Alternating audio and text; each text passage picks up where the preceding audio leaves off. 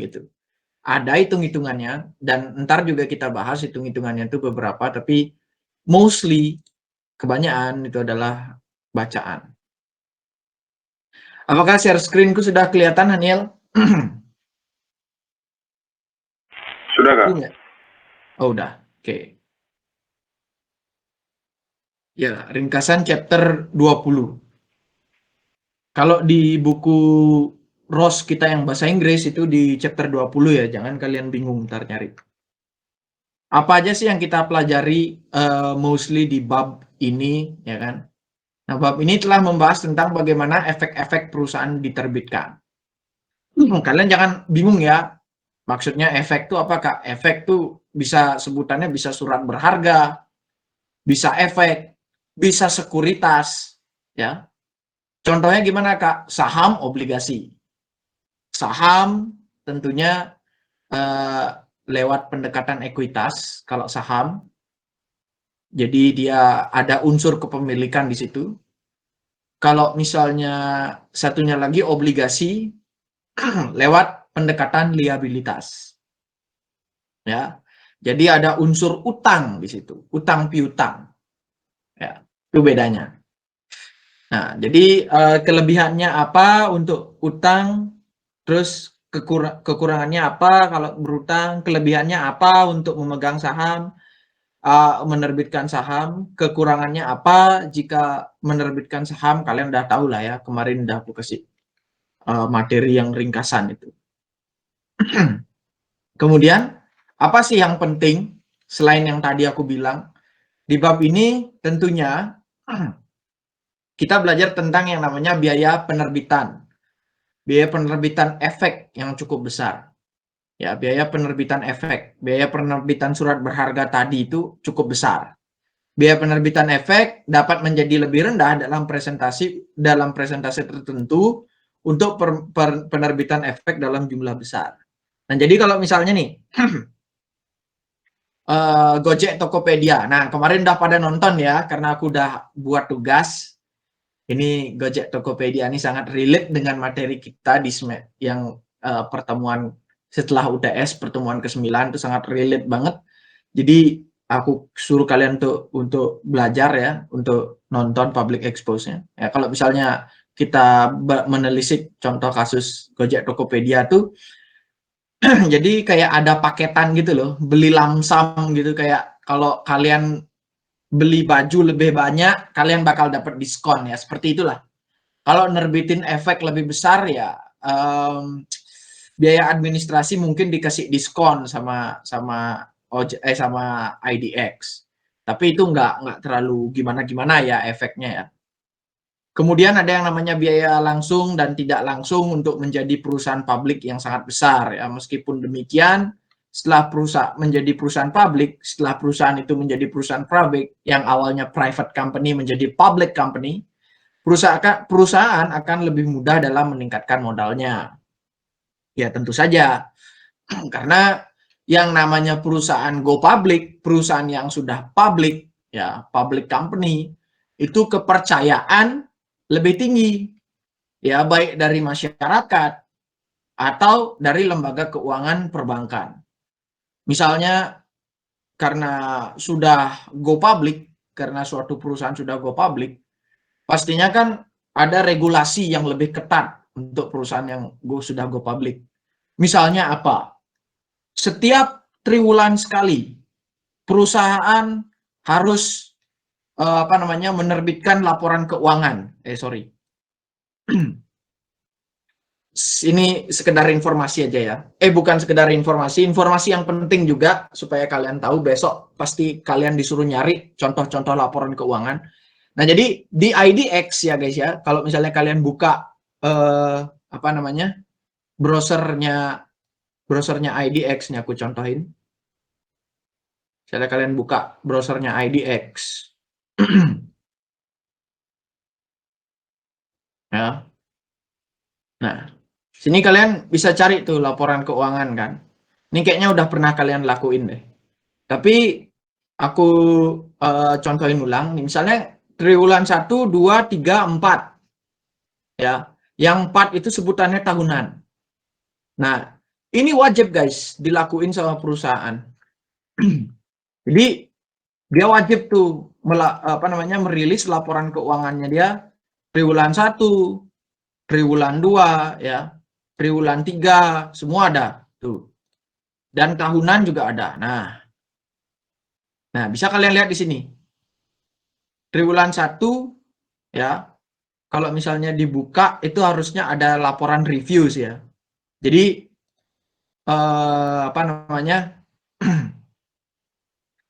salah buka deng. Tab ke UBCA. Oh ya bener ya ini. Nah, jadi di sini tuh seharusnya ada laporan review ya. Tapi ini nggak ada ya. Seharusnya dia ada laporan di review. Jadi gini guys, di auditor eksternal, which is si PwC, EY, KPMG atau Deloitte, saat dia melakukan audit atas laporan keuangan, itu yang diaudit itu yang cuman yang tahunan doang. Nah, yang tahunan doang. Yang ini doang yang diaudit nih. Nah, 31 Desember 2021. Ini doang yang diaudit sama PwC. Makanya ada laporan auditor independen. Nah, tapi apakah di setiap triwulan tadi, triwulan 1, 2, 3 tuh diaudit, Kak? Enggak. Jawabannya enggak diaudit. Tapi diapain? Di-review. Lah, bedanya apa sama audit, Kak? Review itu, Kak? Bedanya di effort-nya, guys. Effort. Ya. Kalau audit, effortnya lebih tinggi. Let's say misalnya dari skala 1 sampai 100, audit itu 90 nilainya. Nah, kalau review itu cuma 50. Apakah bedanya sama perusahaan private company? Bedanya sama private company, kalau BCA kan sudah public company ya. Bedanya sama private company, laporan keuangannya itu nggak dirilis kalau private company. Bersifat rahasia dia. Nah, tapi kalau public company harus dirilis sama IDX, ya. Maka dari itu orang-orang semua ngelihat tuh, semua orang bisa membaca laporan keuangannya BCA. Jadi kalau ada yang janggal sama laporan keuangannya dia, orang-orang langsung negor si BCA, entah itu media, ya, CNBC Indonesia, apapun itu, pasti dia negor. Bahkan KPK. Kok laporan keuanganmu nggak wajar nih? Nah, kayak gitu. Karena diketahui publik. Oleh sebab itu, informasi keuangannya dia lebih reliable. Atau lebih andal. Istilahnya lebih andal. Lebih reliable. Jadi, makanya disebut tadi di PPT-ku, ya, disebut tadi di PPT-ku, bahwa perusahaan go public itu lebih mudah untuk mendapatkan permodalan. Karena apa? Karena informasinya dia tersedia untuk publik dan reliable atau andal. Maka dari itu dia akan lebih mudah meningkatkan modalnya. Itu kata kuncinya ya. Karena dia lebih reliable. Kemudian ada penawaran rights lebih murah daripada penawaran tunai umum. Nah, ini rights ini kalau kalian kemarin nonton yang public expose ya, itu sebelum sahamnya ditawarkan ke publik, dia menawarkan dulu sahamnya ke pekerja-pekerjanya. Baik itu drivernya, baik itu merchantnya si Tokopedia, ataupun driver Gojek, dia tawarin dulu ke sana. Itu namanya rights. Itu namanya rights. Hak untuk membeli saham lebih dulu daripada publik. Publik belakangan. Publik itu terakhir. Nah, tapi kita nggak terlalu membahas itu lebih detail karena memang itu hitungannya ribet banget. Dan aku takutnya fokus kalian berpindah gitu ya. Ini nggak begitu dibahas tentang rights. Tapi kalian udah tahu lah ya kasusnya kemarin yang nonton Pubex-nya, public expose-nya Gojek Tokopedia pasti kemarin tahu ada rights. di sana ya. Oke. Itu aja untuk pembahasan kualitatifnya. Sekarang kita ke pembahasan soal. Yuk, nomor satu yang konsep question.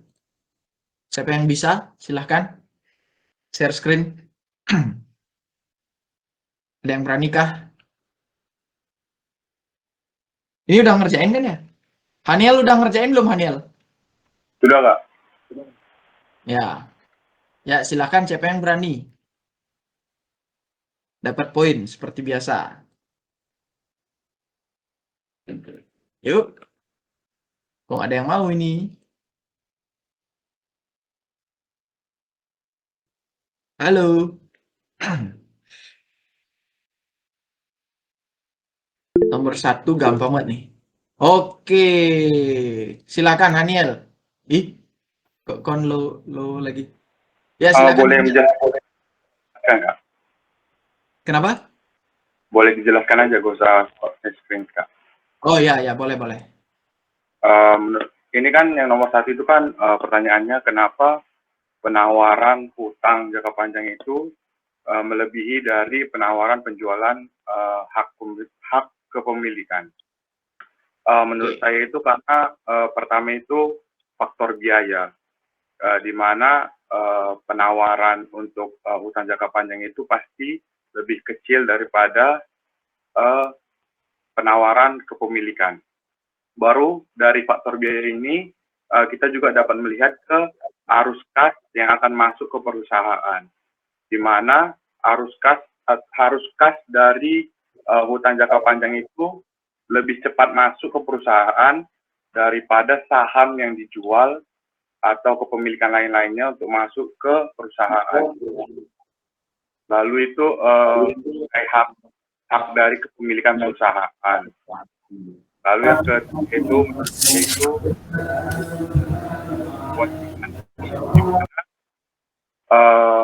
jika perusahaan itu menjual atau menawarkan hutang jangka panjang, kewajiban mereka itu hanya melunasi utang dan bunga utang tersebut. Sedangkan dari hak kepemilikan itu seperti yang dijelaskan kakak tadi ya, itu banyak seperti membuat laporan keuangan dan lain-lain seperti itu. Terima kasih. Cek. Suaraku masuk ya? Oke. Ya, betul banget, Haniel. Pertama itu dari segi biaya. Ya, aku juga nggak share screen ya, karena bisa dijelaskan aja. Pertama dari segi biaya, tentunya kalau kita menerbitkan saham, itu banyak banget kita butuh advisory, kita butuh, ntar aku tunjukin video juga ya. Kita butuh advisory, kita butuh tax consultant, kita butuh legal, kita butuh tenaga hukum, notaris, dan kita butuh advisory yang lainnya, dan auditor juga. Ya, banyak banget. Beda sama penerbitan obligasi. Jadi kalau menerbitkan saham tuh gede biayanya gitu ya. Misalnya mau menghimpun dana 1 miliar dari masyarakat. Nah, itu bisa butuh duit tambahan sekitar 100 jutaan tuh, padahal 1 miliar kan mencari pendanaan dari masyarakat 1 miliar. Tapi bisa butuh duit 100 juta tambahan. 100 jutanya tuh dari mana? Ya dari advisory dan segala macam. Kenapa kita butuh advisory dan segala macamnya itu? Karena kalau kita berutang itu kan bunganya pasti ya. Ada bunga yang pasti, kemudian ada aset jaminan yang bisa dicairkan kalau utangnya itu macet dan sebagainya. Tapi kalau misalnya kita saham itu nggak ada tuh yang namanya aset yang dijaminkan, atau nggak ada bunga, adanya dividen pun nggak rutin ya, besaran dividennya juga nggak sama. Nah, oleh sebab itu makanya harus ada lembaga kayak semacam appraisal atau valuer gitu ya. Value itu kan nilai, tambah berarti penilai ya. Ada lembaga penilai yang benar-benar Maksudnya yang benar-benar profesional dan bisa mengukur nilai intrinsik itu, nilai intrinsik saham itu akurat. Ya, maka dari itu mahal biayanya. Kemudian tadi juga bagus si Haniel dari struktur kepemilikan. Ya, kalau misalnya kita menerbitkan saham, berarti kan struktur kepemilikannya menurun tuh. Kayak Gojek Tokopedia. 100% awalnya 100% si PT Karya Anak Bangsa 100%. Tapi karena dia go public, maka dari itu ada Haniel yang masuk, ada Yulian yang masuk sebagai pemegang saham baru, ada Andi yang masuk, ada Dimas, Melody, Marita, Anissa, Naila, Vinka, Nabila, Friska, semuanya dah aku sebut ya. Nah, semuanya masuk, yang mana kalian itu masing-masing memiliki otak yang berbeda, memiliki pikiran yang berbeda, akan terjadi benturan kepentingan di sana, which is perusahaan bakal ribet, manajemen bakal ribet untuk memenuhi setiap keinginan kalian, setiap keinginan pemegang sahamnya yang baru. Maka dari itu, sebisa mungkin perusahaan ngutang dulu. Nah, maka dari setelah itu baru kalau misalnya opsi terakhir nggak bisa, baru dia melakukan go public gitu ya. Nah, kira-kira kayak gitulah kenapa perusahaan itu lebih banyak berutang, lebih banyak menjadikan utang sebagai opsi yang lebih unggul daripada menerbitkan saham. Oke, silakan Haniel ditulis absen underscore poinnya 1 ya. Yuk lanjut ke nomor 2, konsep question. Ada yang bisa? Mutia Firdia Rosa, silakan Mutia. Ya Kak, izin menjawab, tapi aku yang nomor 2 ini nggak ditulis di Excel. Oke. Jadi kan nomor 2 ini pertanyaannya mengapa biaya penjualan ekuitas jauh lebih besar daripada biaya penjualan utang. Nah, salah satu alasannya itu karena skala ekonomi. Terus juga masalah utang lebih mudah dan kurang beresiko untuk dijual dari perspektif bank investasi. Terus alasan utamanya itu bahwa sekuritas utang dalam jumlah yang sangat besar dapat dijual kepada sejumlah kecil pembeli, khususnya pembeli institusional besar seperti dana pensiun dan perusahaan asuransi. Dan sekuritas utang juga jauh lebih mudah untuk ditentukan harganya. Terima kasih, Kak. Ya, benar sekali ya. Langsung tulis absen underscore poinnya 1. Good. Ya, sama kayak penjelasanku tadi kurang lebih ya. Utang itu gampang dinilai karena bunganya itu lebih pasti daripada pembayaran dividen. Oke, kita next ke nomor berapa sekarang? Nomor 3, konsep question. Ada yang bisa? Silahkan di share screen, silahkan di raise hand. Yuk, nomor 3 yuk.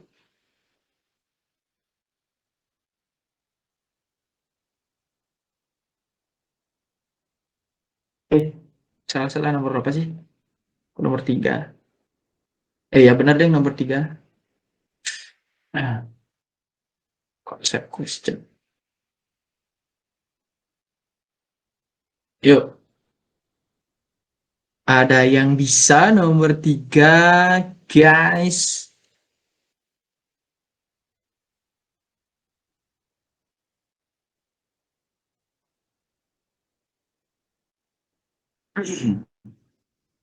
Oke.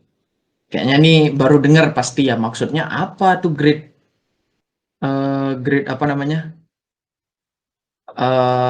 grade investment grade apa maksudnya tuh?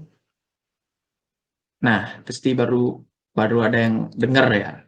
Jadi gini guys, kayaknya aku udah pernah ceritain ke kalian yang namanya credit scoring ya, credit scoring. Misalnya Haniel, Yulian, kemarin kayaknya aku udah ceritain tapi aku ulang aja ya. Haniel sama Yulian. Haniel laba bersih per bulan 7 juta. Yulian laba bersih per bulan 10 juta. Mutia sebagai investor yang punya duit sebesar 5 juta.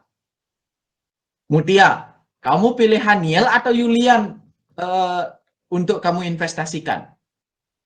Dua-duanya bisa bayar, tapi kamu pilih yang mana? Maaf Kak, tadi kalau Haniel gimana Kak? Oke, Haniel punya laba bersih 5 juta. Berbentuk khas semua laba bersihnya. Setahun. Haniel punya laba bersih 7 juta setahun. Kalau Yulian punya laba bersih 10 juta setahun. Nah, sekarang dua-duanya nih, antara Haniel sama Yulian, itu pingin minjam utang ke ke Mutia. Kon investor, ya. Haniel sama Yulian pinjam utang. Tapi kon 5 juta doang nih punya duit. Jadi kon hanya bisa memenuhi antara keinginannya Haniel atau Yulian. Nggak bisa dua-duanya. Nah, dengan informasi tadi tentang laba bersih tadi, kon pilih Yulian apa Haniel untuk didanai? Pilih Yulian ya. Pilih Yulian, soalnya 10 juta lebih besar ya Kak. Ya, 10 juta lebih besar. Betul. Nah, dari konsep tersebut, padahal Haniel juga bisa bayar kan, 5 juta, orang dia punya laba bersih 7 juta, Haniel juga bisa bayar. Tapi kenapa kon milih Yulian? Karena Yulian lebih besar laba bersihnya 10 juta, lebih reliable. Nah, lagi-lagi aku sebut ya, reliable atau andal. Lebih kon andalkan, Yulian lebih bisa diandalkan. Haniel bukan tidak bisa diandalkan, bukan. Tapi Yulian lebih bisa diandalkan. Mengapa demikian? Karena laba bersihnya 10 juta. Nah, itulah disebut investment grade. Artinya grade-nya Yulian lebih gede daripada grade-nya Haniel. Ya, ada grade-nya di antara. Nah, kalau for your information aja, kalau kita berbicara masalah utang atau liabilitas atau obligasi gitu ya, yang surat berharga bentuk utang itu kan obligasi ya. Nah, obligasi itu ada grade-nya guys. Karena Yulian ini lebih oke, 10 juta laba bersihnya, ya mungkin grade-nya dia triple A. Kalau Haniel masih bisa bayar, tapi grade-nya dia mungkin A doang. Si Yulian triple A, kalau Haniel mungkin A doang. Ya, kayak semacam itulah grade. Nah, sekarang kita kembali ke pertanyaan.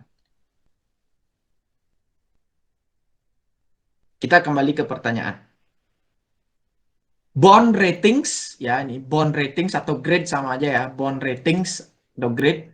Why do non-investment grade? Kenapa investment grade? Kenapa yang istilahnya non-investment grade ini kan berarti kenapa bonds atau obligasi yang grade-nya lebih rendah itu memiliki have much higher direct cost than investment grade issues, atau yang obligasi dengan investment grade yang lebih besar. Kenapa yang non-investment grade atau investment grade yang lebih rendah itu biayanya lebih besar? Karena gini guys, ya kita kembali ke ilustrasi si Haniel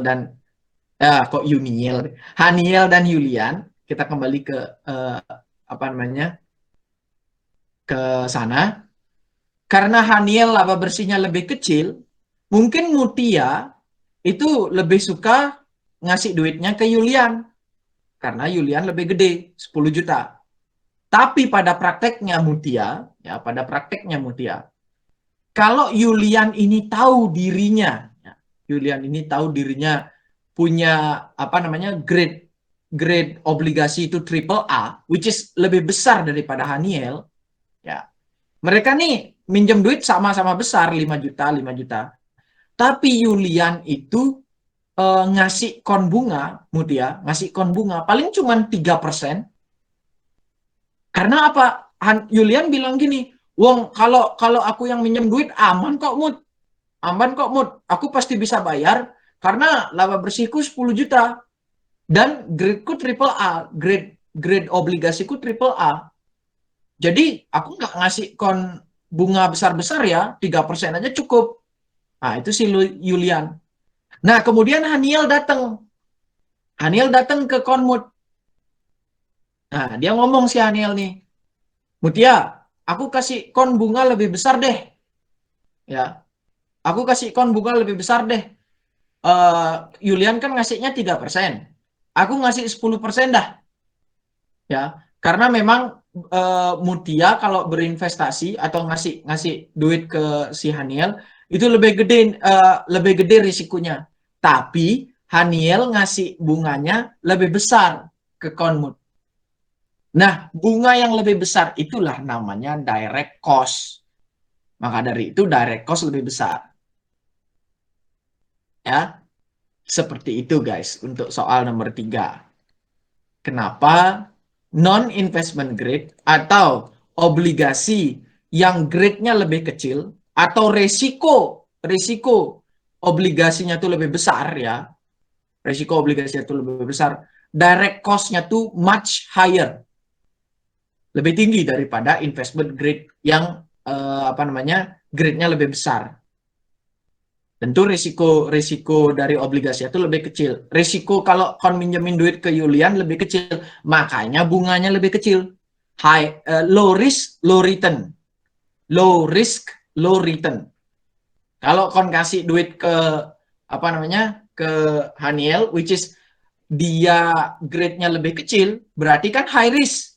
High risk, high return. Haniel bakalan ngasih bunga lebih besar ke Conwood. Nah, jadinya kan imbang kan? Artinya maksudnya bukan imbang, adil gitu. Yulian Yulian investasi kon aman, tapi return kon lebih kecil. Jadi cost-nya juga lebih kecil. Karena bayar bunganya lebih kecil. Kemudian kalau Haniel lebih tidak aman atau lebih beresiko. Nah, tapi return-nya lebih besar, which is cost-nya lebih besar. Oke, paham ya?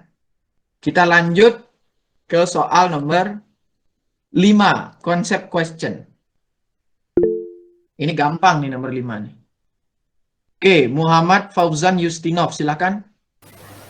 Iya Kak, jadi aku nggak tahu ya ini terlalu simpel kayaknya untuk jawaban kayak gini. Tapi di pertanyaannya kan katanya intinya kayak sahamnya turun harga jauh gitu ya, lebih dari 50%. Apakah iTech atau yang punya sahamnya kesel atau mungkin apa ya? Apa bahasanya upset itu? Nggak senang gitu sama Merrill Lynch itu karena underpricing. Jadi jawabannya harusnya sih kesel gitu karena udah turun jauh banget dari harga sahamnya, jadi kayak dijual terlalu murah gitu sih Kak. Ya, jawabanku juga simpel ya. Benar sekali, Muhammad Fauzan. Ya, silakan tulis absen underscore poin 1. Nah, ya memang itu walaupun di soal tuh seolah-olah ada angkanya ya 56%, tapi actually itu cuman perumpamaan lah. 54% kok 56. 54% ya. Tapi actually itu cuman kayak perumpamaan doang.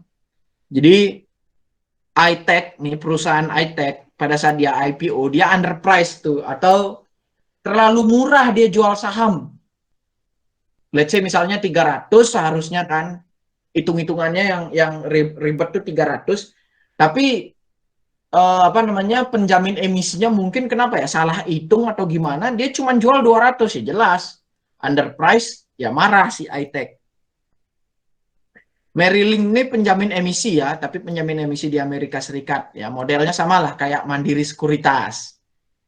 Ya, setiap aku ngomong Mandiri Sekuritas dan sebagainya, kalian mestinya udah paham ya karena kemarin sudah nonton Pubex, Public Expose ya. Mestinya kalian udah paham apa aja gininya mereka, peran mereka di dalam IPO itu. Ya. Nah, bagus, Fauzan Yustinov. Oke, kita lanjut. Soal berikutnya. Nomor berapa nih? Nomor 5, basic question. Ayo. Siapa bisa nomor 5 basic question?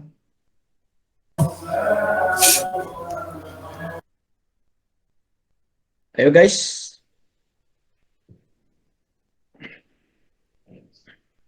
Yang tadi yang jawab juga boleh kalau mau jawab lagi. Silakan nomor 5 basic question. Oke, Haniel, gas.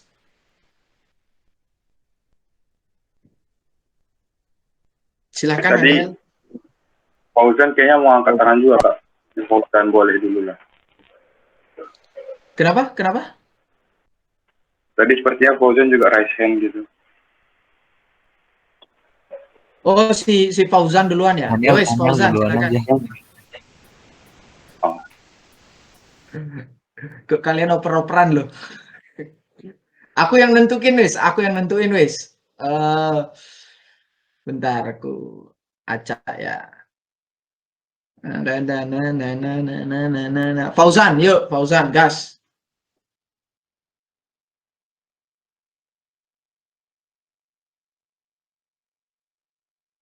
Oke Kak, sebentar.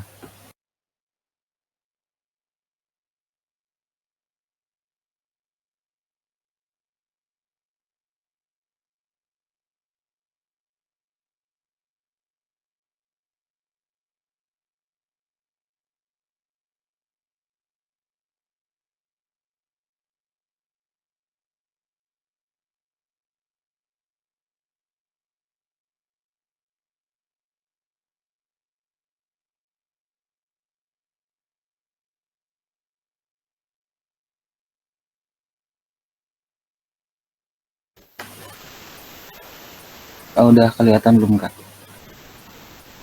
Oke, sudah. Jadi ini aku bikin yang kayak gini, ya tau lah, kayak aku bikin simple. Jadi, aduh, yang ditanyain apa tadi? Bentar.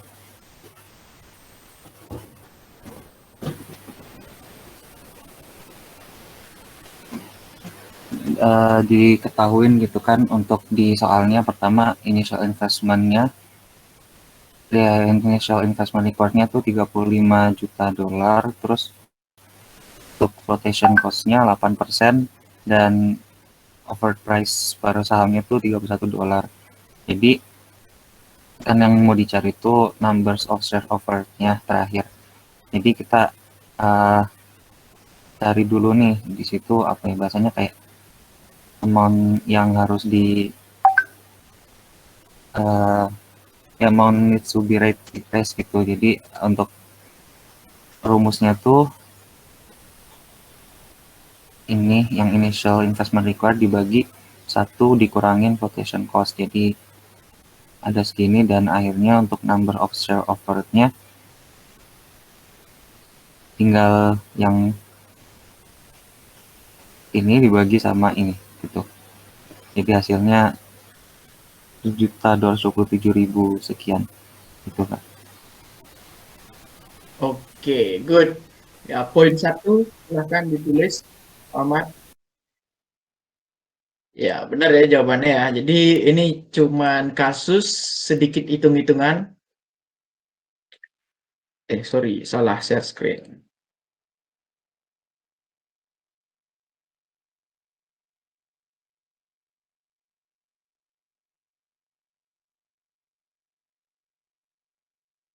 Oke.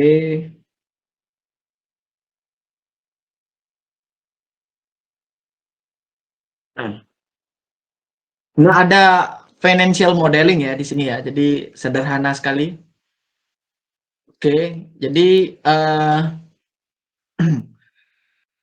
soal nomor 5, calculating flotation cost. The Saint Anger Corporation needs to raise 35,000 millions to finance in expansion into new market. Ya, jadi di sini kasusnya si Anger Corporation ini mau cari duit gitu, mau nyari pendanaan 35 juta dolar ya. Untuk apa? Untuk ekspansi pasar ke market yang baru atau ke pasar yang baru, mungkin ke negara yang baru. Awalnya dia menguasai negara Amerika Serikat doang, nah sekarang dia mau buka cabang gitu ya. Buka cabang, buka pabrik di Indonesia, let's say, karena Indonesia tuh marketnya yang baru, atau ya mau didistribusikan produknya ke sana. Nah, untuk mau ekspansi market ke Indonesia ini tentu butuh modal kan. Dari mana buka pabrik tanpa duit, kan nggak bisa ya. Buka pabrik, ada manajemen di sini, ada urusan, ada lobby-lobby sama pemerintah di sini juga ya kan. Nah, pastinya butuh duit. Ya, let's say misalnya dalam kasus ini 35 juta dolar. Nah, kemudian the company will sell new shares of equity via a general cash offering to raise the needs funds. If the offer price is $31 per share and the company's underwriter change an 8% spread, how many shares need to be sold? Maksudnya apa nih underwriter underwriter charge an 8% spread. Maksudnya apa nih 8% ini? Maksudnya gini guys. Jadi underwriter tuh dia ada charge-nya, ada fee-nya. Ya. Kita pakai jasa underwriter tuh ada fee-nya. Kayak si Gojek Tokopedia pakai Mandiri Sekuritas ya ada fee-nya tentu ya kan. Karena dia kan menggunakan jasanya Mandiri Sekuritas. Nah, dalam hal ini ya juga sama, kena fee 8%. Nah, jadi awalnya dia pingin duit 35 juta kan. Nah, karena ada fee dengan rumus X sama X kali 1 min 0,08, X sama dengan 38. Jadi sekarang dia mesti menghimpun modal itu tidak lagi 35 juta, tapi 38 juta. Lah 3 jutanya untuk apa, Kak? Untuk fee-nya si underwriter. Untuk fee-nya si underwriter. Ya, untuk fee-nya penjamin emisi. Kalau dalam kasus Gojek Tokopedia, untuk fee-nya Mandiri Sekuritas. Jadi dia awalnya butuh duit 35 juta dari pasar, ya. Tapi karena ada fee untuk si underwriter sebesar 8%, dengan rumus ini dapatlah 38 juta. Berarti fee-nya sekitar 3 jutaan. Nah, kemudian jadi jumlah saham yang ditawarkan tuh ya sekarang meningkat. Ya, awalnya mungkin ini 35 juta per 31. Nah, segini doang awalnya. 1.129.000 lembar. Awalnya yang mau didistribusikan. Tapi karena mesti bayar fee kan, ya jadi meningkat jadi 1.227.208. Ya, caranya 38 juta ini dibagi 31. Oke, sampai sini ada yang bingung? Gampang lah ya, simpel banget. Aman? 3, 2, 1, aman. Lanjut. Oke, ada yang mau nomor 6 basic question? Kita lanjut. 6 basic question nomor 6.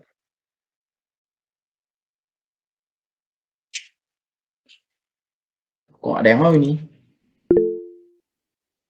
Oke. Kenapa sih kalian malu-malu? Aku belum lihat loh tadi siapa yang awal. Mutia, Kak, Mutia.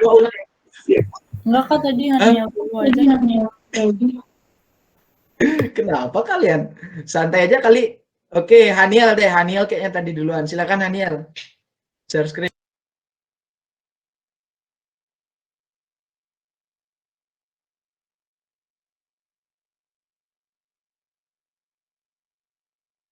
Yang 6 mungkin Mutia aja, Kak. Nanti saya coba yang nomor 8.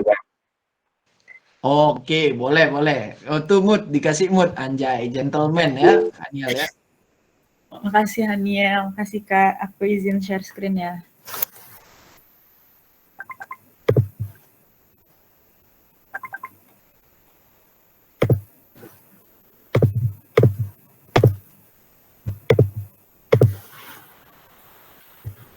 Jadi di sini kan tadi kasusnya sama kayak yang soal nomor 5, cuman dia ditambah yang expense-nya itu 900. Jadi tadi 35 ditambah 900-nya jadi Ini di sininya jadi 35.900 dolar. Terus habis itu caranya sama, jadi di sini ketemu 35.900.000 dibagi 1 dikurang 0,08-nya dari persenannya.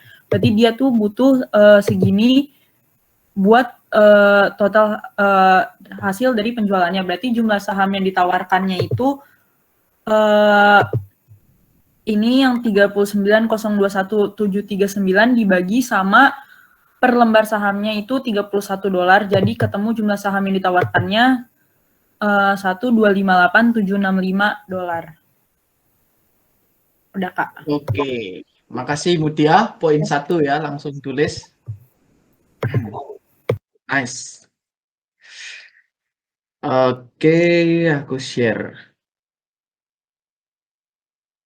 Nah, nomor 6 ini adalah soal lanjutan dari nomor 5 ya.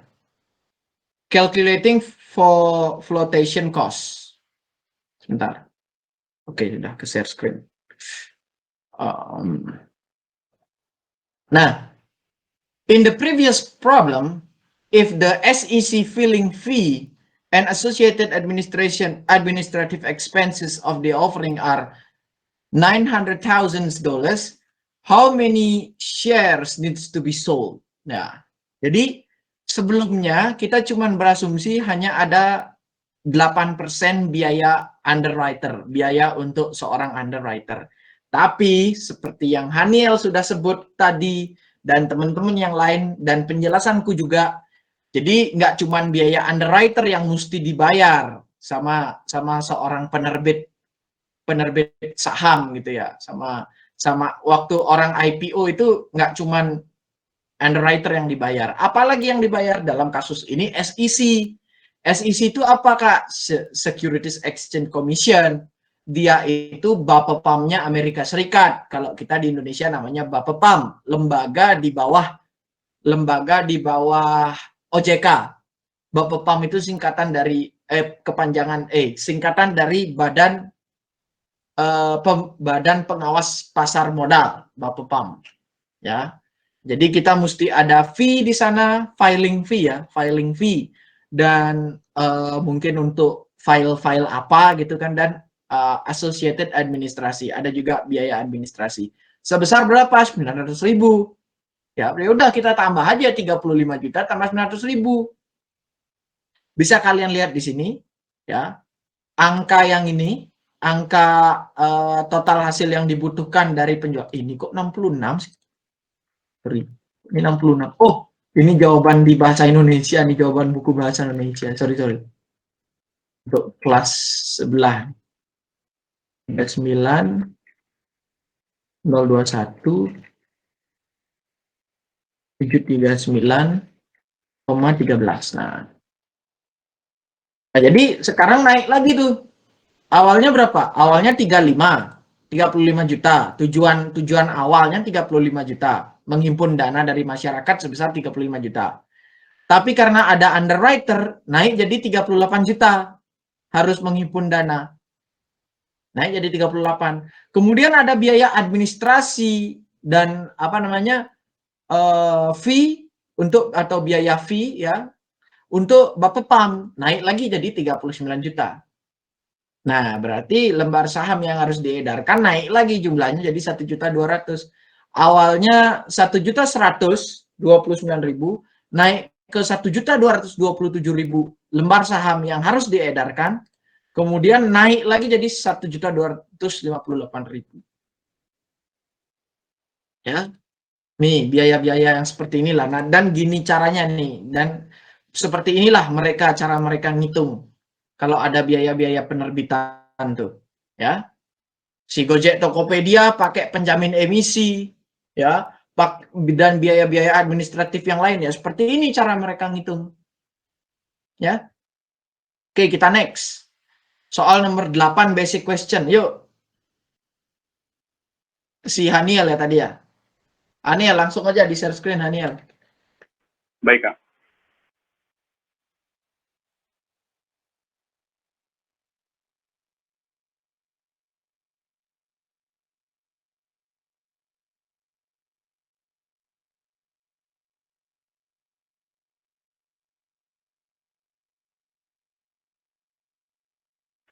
Jadi di sini kan diketahui di soal ya, di mana ini lembar saham yang udah ada, karena yang buatnya old shares itu sebesar 100.000 lembar, baru kita mau mengeluarkan saham baru sebesar 20.000 lembar, di mana ada price right on price itu sebesar 80, diketahui di soal, baru kita diasumsikan dalam 3 kondisi ya, di mana price substitutionnya itu berbeda-beda.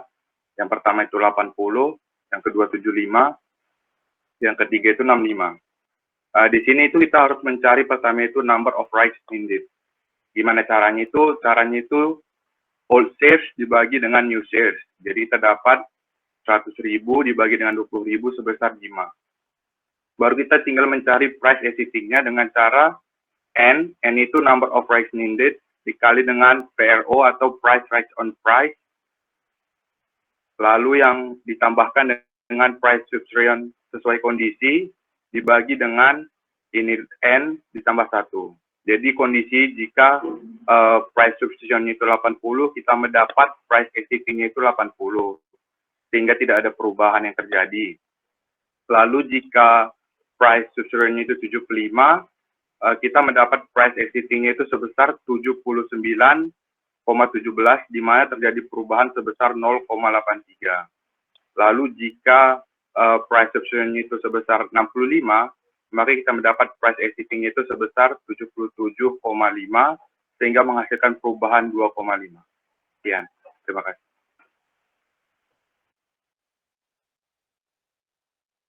Oke, terima kasih. Udah benar ya jawabannya ya. Silakan tulis nama underscore poin 1. Kok nama sih? Absen underscore poin 1. Good, Haniel. Sekarang aku ya jelasin sedikit. Nah, jadi soalnya ini mengenai apa namanya tuh? Dilution. Ya, aku kemarin udah jelasin ya hari Jumat tentang dilusi. Jadi dilusi itu merugikan pemegang saham yang lama. Kalau misalnya contohnya Gojek Tokopedia, siapa pemegang saham yang lama, Kak? Yaitu PT Karya Anak Bangsa. Ya. Jadi kalau misalnya saham itu dijual di bawah harga sebenarnya, itu bisa merugikan pemegang saham yang lama. Kalau misalnya kita refleksikan ya dengan kasus di sini. Price dilution. Regio Incorporated has 100.000 shares of stock outstanding. Its share is worth $80, so the company market value of equity is $8 juta. Suppose the firm issues 20.000 new shares at the following price 80, 75 dan 65 ya. Ada yang dalam dalam harga 80, 75 dan 65. What will the effect be each of these alternative offering prices on the existing price per share? Jadi kita mesti cari dulu jumlah HMETD atau hak memesan efek terlebih dahulu atau hak right issue-nya atau biasa disebut sebagai right issue yang dibutuhkan. Kalau awalnya dia punya saham 100.000 lembar ya, kemudian diterbitkan saham baru sebesar 20.000 lembar, maka hak memesan efek terlebih dahulu rumusnya 100.000 atau lembar saham beredar yang lama dibagi penambahan lembar saham yang beredar sama dengan 5. Itulah HMETD-nya atau hak memesan efek terlebih dahulu atau right issue-nya. Kemudian masuk ke rumus ini ya. PX sama dengan N Pro plus PS per N plus 1 ya. Kalian bisa lihatlah di sini keterangannya. Pro itu apa, PS itu apa, bisa kalian lihat. Kalau 80 skema yang pertama pakai 80 dia nggak ada perubahan. Artinya apakah tidak ada perubahan? Artinya nggak ada kerugian untuk pemegang saham yang lama. Karena dia sama-sama 80. Kemudian di percobaan kedua itu dijual di harga 75. Ya, di harga 75.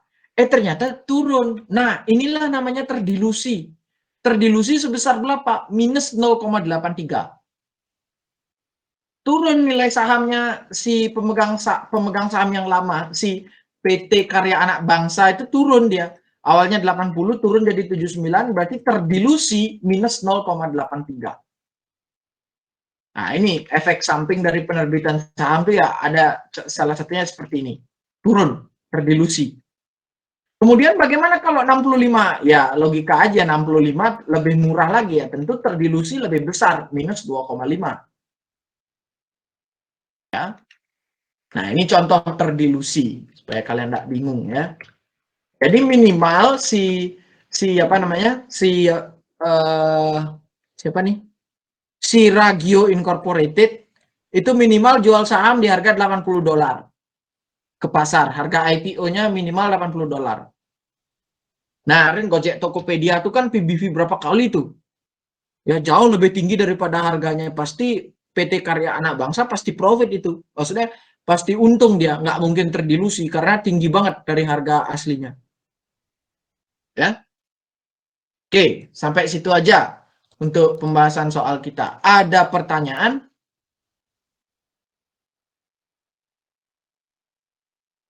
Ada pertanyaan?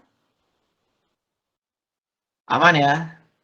Sekarang aku mau tunjukin video sama kalian. Video.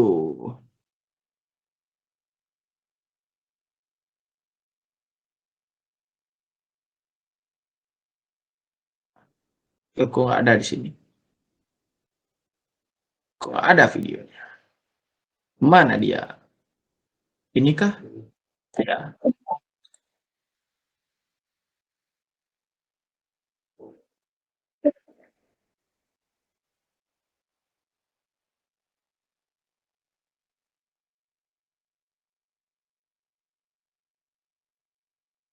Sudah kelihatan share screen-ku, Anil? Sudah, Kak? Apa? Kok nggak kedengeran suara kon? Udah kelihatan belum? Sudah. Ih, Sudah. coba ketik, Anil. Coba ketik. Nggak kedengeran.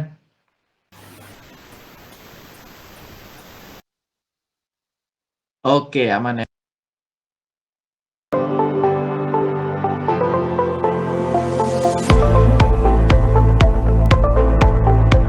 The shift from the private realm to the public eye can be daunting.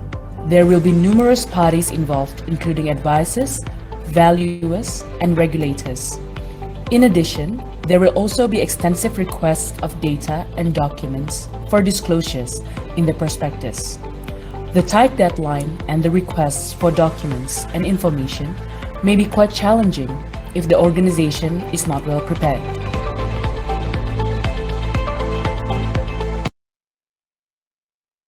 Oke, jadi gitu ya. Untuk pendahuluan itu yang si cewek tadi itu jelasin.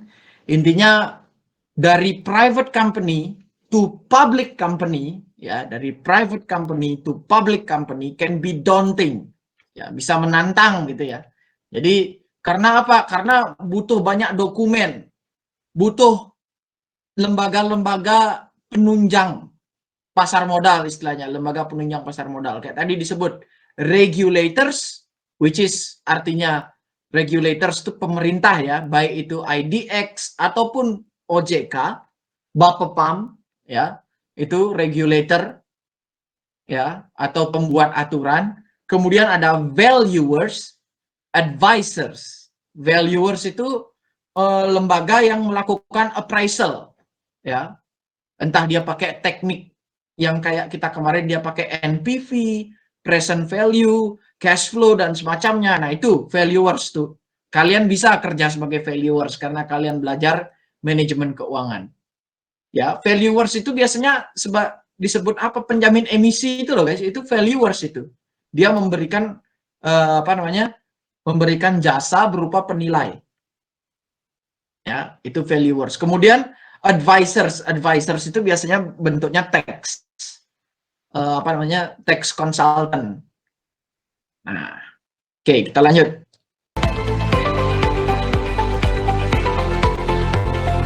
IPO candidates must tell a compelling equity story. Investors will scrutinize your company and its bottom line performance much more closely than before. Investors see companies with business models that perform well, hold a solid track record, and have an actionable plan to sustain growth. The equity story must be supported by historical financial information, demonstrating the trends underpinning the equity story and building a bridge to management's business plan.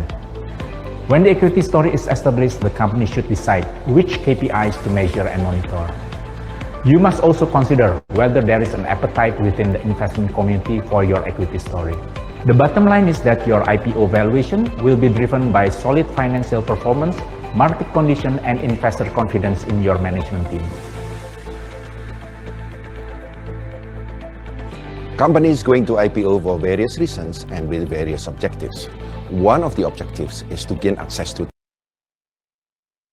Oke, sorry aku potong lagi. Nah, itu tadi yang sebelumnya itu Bapak siapa namanya ya? Itu Head of Advisors di PwC ya, di PricewaterhouseCoopers. Jadi dia menjelaskan bahwa kalau perusahaan mau IPO itu harus punya equity story yang bagus.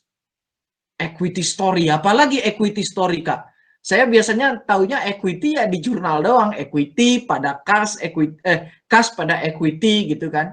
Nah, ini kenapa ada equity story? Nah, jadi itu penting guys, equity story itu maksudnya gimana? Ada cerita di balik ekuitas itu. Maksudnya seperti apa? Jadi kalau misalnya pemegang sahamnya itu atau ya kan pemegang saham dicatat kalau di akun itu di akun equity kan. Pemegang sahamnya tuh let's say kayak BCA itu adalah pemilik apa namanya? Dia dua orang terkaya di Indonesia gitu kan. Nah, berarti equity story-nya bagus nih perusahaan BCA nih. Nah, jadi lebih reliable, lebih dimonitor sama si calon-calon investor ya. Maka dari itu equity story itu benar-benar harus diperhatikan. Ya. Dari mana kita bisa dapat jasa untuk membuat suatu equity story yang bagus? Ya dari si advisors tadi, dalam hal ini dari PwC. Oke, kita lanjut. Ini sekarang orang pajak nih yang ngomong nih, orang pajak. Kira-kira gimana efek IPO terhadap pajak? Efek pajak terhadap peristiwa IPO. Let's Tax concessions. An optimum IPO structure should therefore be considered carefully as it can have a significant tax impact on the company. It can also save tax or prevent a company from incurring unnecessary tax. In order to obtain optimum structures, company need to understand the gap between the current structures and the intended IPO structures. Once the gap is identified, consider alternatives to optimize the current structures. This can be done by way of either merger, spin-off, or other initiatives. The restructure need to be decided early in the process so it can be implemented before the IPO.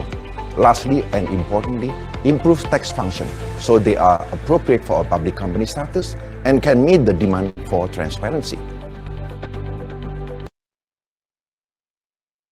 Oke, nah itu ya sudah dijelaskan.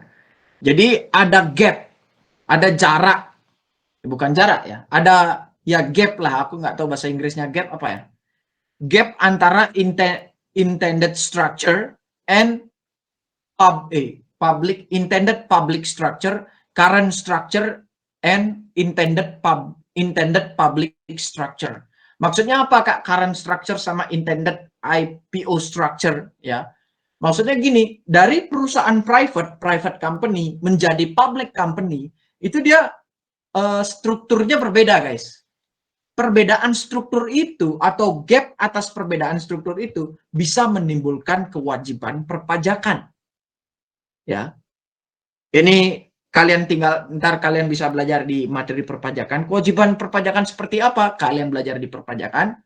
Kemudian, nah, diperlukan tax consultant untuk mengoptimalkan pembayaran pajak itu.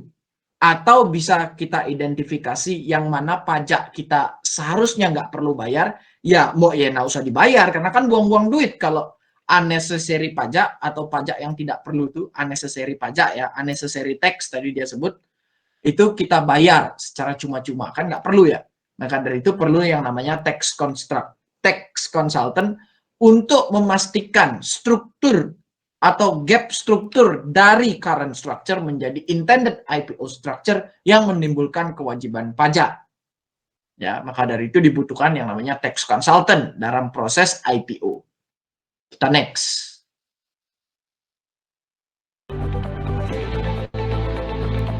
Corporate governance is at the top of the agenda for investors, regulators, and boards. Closely related to good corporate governance is not only how companies comply with laws and regulations, but also how they manage to be good corporate citizens amidst at times unclear or outdated overlapping regulations. Compliance with laws and regulations is a common key indicator of all quality companies. Now more than ever, a strong corporate governance function, including the transparency of related party transactions and attractive qualified independent boards, are critical. Top companies are those which adopt the appropriate corporate governance practices that will protect shareholders and the wider stakeholders' interests. To achieve an efficient pre- and post-IPO structure, as well as a clean legal bill of health that shows readiness to have public shareholders as owners, require companies working closely with their legal counsel on all structuring as well as compliance and corporate governance issues. We as legal counsel can help ensure not only that all the pre-IPO legal matters are handled in an efficient and effective way, but also that the experience of transitioning from being a closely held non-listed company to an open listed one is a smooth journey.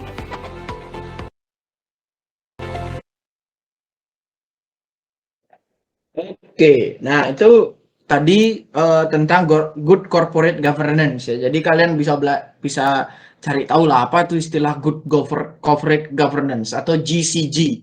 Ya itu lagi sedang marak tuh isu GCG di di masa kini tuh ya, sedang marak.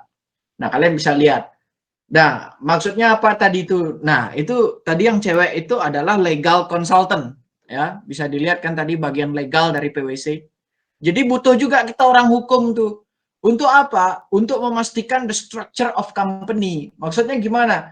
Jadi pada saat ada pemegang saham baru yang masuk, tentunya struktur kepemilikan perusahaan itu berubah. Ya, saat kita berbicara masalah struktur kepemilikan perusahaan, otak kita langsung udah mengarah ke yang namanya profesi bidang hukum yang namanya notaris. Itu pasti itu. Ya. Kita apa-apa kita nyari apa misalnya kepemilikan PT Haniel Aldenta misalnya.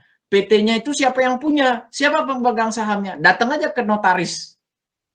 Ya, datang ke notaris. Notarislah yang membuat akte kepemilikan PT. Dalam hal ini karena ada pemegang saham baru yang masuk karena dia IPO, maka harus ada kenotariatan di sana ya, fungsi kenotariatan di sana.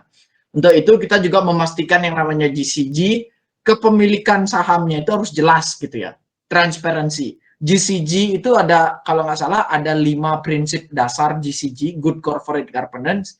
Salah satunya transparansi. Transparansi atas pemegang saham yang baru. Maka dari itu kita butuh yang namanya legal consultant. Tadi yang awal apa? Advisory. Kedua, tax consultant. Ketiga, legal consultant. Nah, ini yang terakhir nih.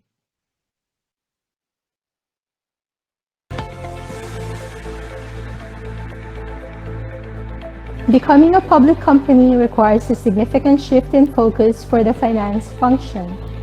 This means that there's a need for strong competencies in accounting, financial disclosures, financial controls, corporate governance, budgeting and forecast, investor relations, treasury, internal controls, and compliances to meet the financial demands of the new regulatory, marketing, and strategic environment. Areas of change will include new and expanded financial disclosures to meet the requirements of the accounting standards and the OJK regulations. The frequency of reporting, the speed of financial close, and financial guidance to investors and analysts.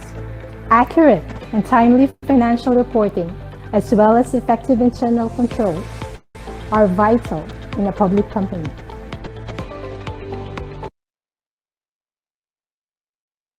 Nah, itu terakhir itu advisory juga namanya, tapi itu fokus di capital market. Nah, jadi dia yang ngurusin istilahnya kayak advisory capital market tuh dia yang kayak ngasih tahu gitu loh. Apa sih kalau misalnya perusahaan kita sudah melenggang di pasar modal, ya kan? Melenggang atau istilahnya udah listing, sudah IPO, sudah go public, sudah menjadi public company, kan otomatis perusahaan kita tercatat tuh di bursa, di perdagangan saham gitu kan. Nah, itu harus ada yang namanya capital market advisors untuk mengatur misalnya tadi forecasting, budgeting, ya menentukan apa namanya skema supaya gimana sih aksi-aksi korporasi supaya harga saham kita naik, apa sih aksi-aksi korporasi supaya harga saham kita stabil. Nah, itu dibutuhkan yang namanya capital market advisory. Ya, itu yang terakhir.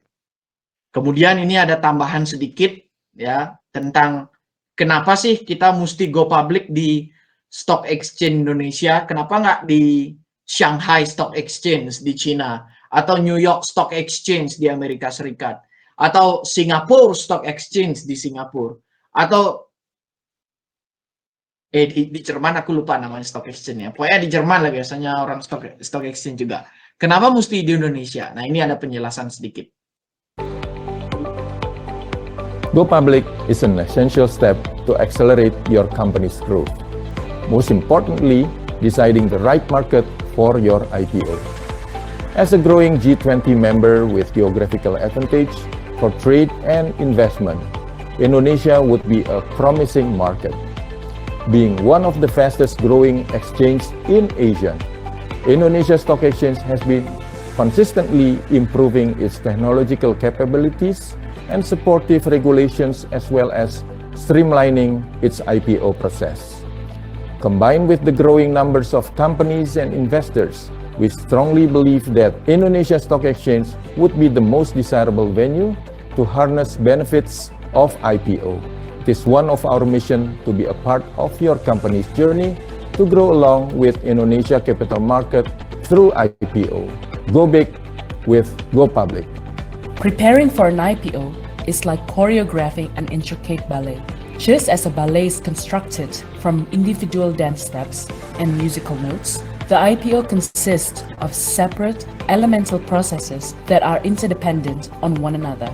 Every part of the company plays an important role, and each contribution must be coordinated and staged precisely. Strong leaders, careful planning, and talented performers can make the difference between failure and a winning performance.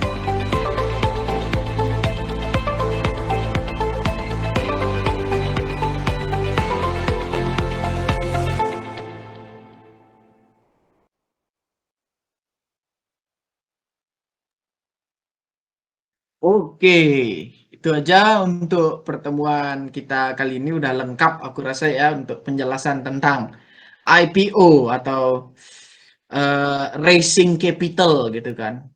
Gimana sih perusahaan itu, dari mana sih dia nyari modal gitu untuk ekspansi pasar dan sebagainya. Dari IPO itu ya. Oke. Sekarang aku mau absen, nih total 31 yang ada di kelas. Total kalian itu 33. Berarti ada 2 orang nih nggak masuk. Oke, aku panggil satu persatu ya. Marita Sulistianing Warni.